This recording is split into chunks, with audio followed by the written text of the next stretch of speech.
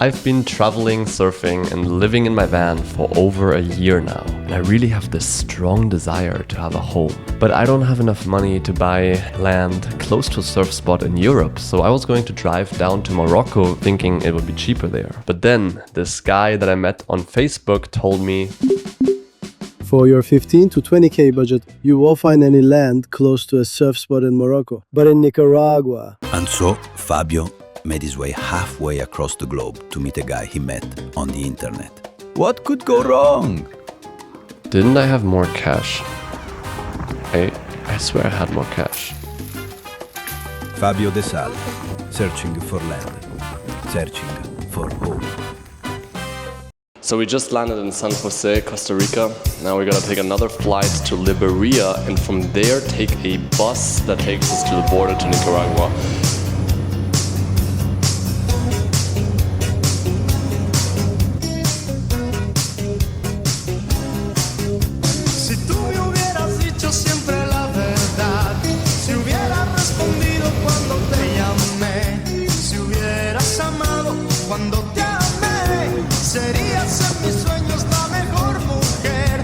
I think I made it to the border. There's a bunch of trucks here.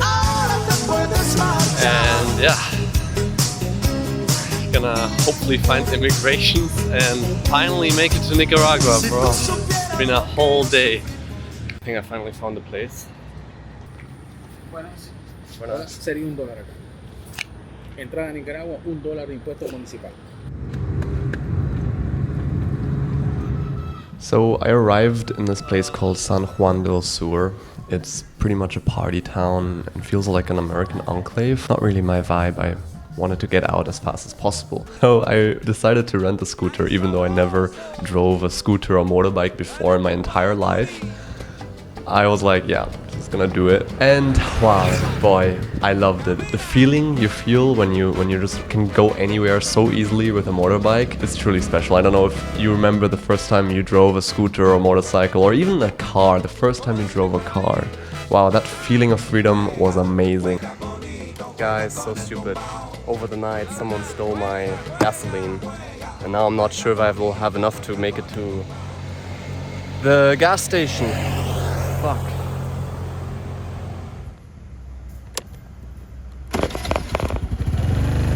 Got the gasoline.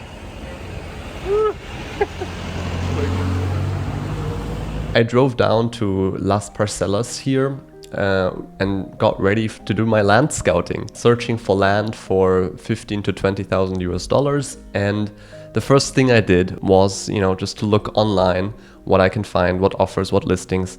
But then I quickly realized that everything you see online is inflated, must be inflated, because the locals know that online it's only foreigners looking for land. So I switched strategy and decided to just take my motorcycle, drive around the town and ask random people I meet on the street, in restaurants or at bars. Literally every single person had land that they want to sell or knew some brother, sister, nephew, uncle, friend that wanted to sell land. So this local guy that I just met at the restaurant, he's offering me 30 meters, so 2,100 square meters for 15,000 US dollars.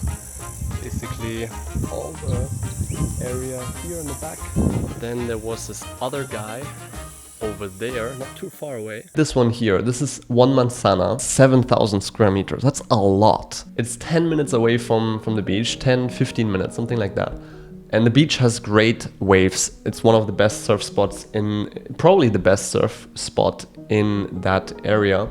And they're selling it for 14,000 US dollars. $2 per square meter. There is a catch, and I'll tell you in a moment, but still quite unbelievable. And all the people that I met, all the locals, super friendly. And as I was driving around, I really smelled this air of change in the air. Like there was a lot of construction going on. There was this entirely new coastal highway being built. They are working here.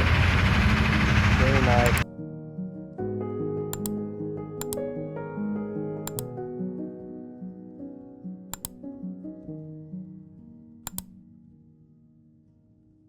And I met people from all over the world who came there to build things like an off-grid hostel or container home hotel or permaculture farms. This creative builder energy really inspired me. And it's something I missed in Europe. I mean, understandably so. If the land is so expensive and the permits take forever for you to build something that can take 3-4 years until you get the rights to do anything. But if you can buy land for 14K, hire a full-time employee for $300 to $400 per month and have almost no building regulations, my mind was spinning with ideas. I love that there's no window, it's just a mosquito net. $300 to $400 per month is just what a local told me he thinks is a fair salary for a job that doesn't require any skills. But if we Google average salary in Nicaragua, it's actually lower than that. And I was shocked because the food prices in San Juan del Sur, they're almost comparable to Europe. I was mostly spending something between $8, $9, $10 even for a basic meal, like nothing fancy, no fancy restaurants.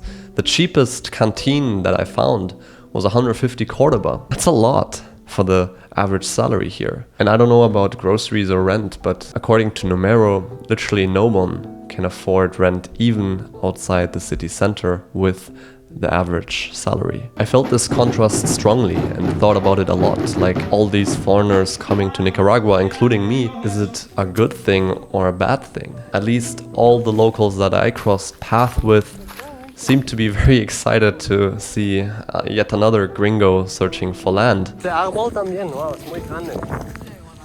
Y esto es tuyo también. Hasta aquí. So right now my opinion is that if I would actually buy land here and build here, I would pay the locals above, like slightly above the average salary. I would really get to know them and try my best to be a net positive impact to the local community. But yeah, I felt like a pendulum swinging between, wow, this is pretty cool, and swinging to, what the hell am I doing here? You know, I felt like I entered a plane, stepped out of this plane to a place to which I have no roots or connections to, and only came here because of a dude on the internet telling me about cheap land prices close to great surf and palm tree beaches. So, yeah. But I'm also aware that this feeling of home has to be developed, connections have to be built. And Nicaragua ticks many of my boxes. I ended up meeting my Facebook contact and had a great day hanging out with them. I could really see it happening. So I decided to show them 2 of my favorite land offers that I have received the last few weeks. And I realized that there are big problems. He said September, October, November, this road will be a river. There's no way you will get on or off your property. He also said that the way this land is sloped, you will have a huge pool of water with no place to drain. This is a good property. Look, all the water drains away from them. You see this? It's a perfect property. Because it's like slightly slanted. Exactly. The soil has way too much clay, your building will sink and your plants will die. And the other piece of land turned out to be part of an association which comes with a bunch of rules and regulations. This is the moment where I realized that I'm not ready to buy land. There's soil type, flooding, vegetation, deed, title problems. There's so many factors that I was absolutely oblivious to before coming here, before meeting my friend from Facebook. So I was really thinking like, wow, this is gonna take way more than a year to actually find a piece of land that you really know well and that you can make a smart financial decision on. And then my dad called me to like check up what I'm up to, and I love my dad, but he's just like, so how are you, Fabio? And I'm like, I'm in Nicaragua searching for land. And he's just like, why are you in Nicaragua? Why are you searching for land? We have land in India.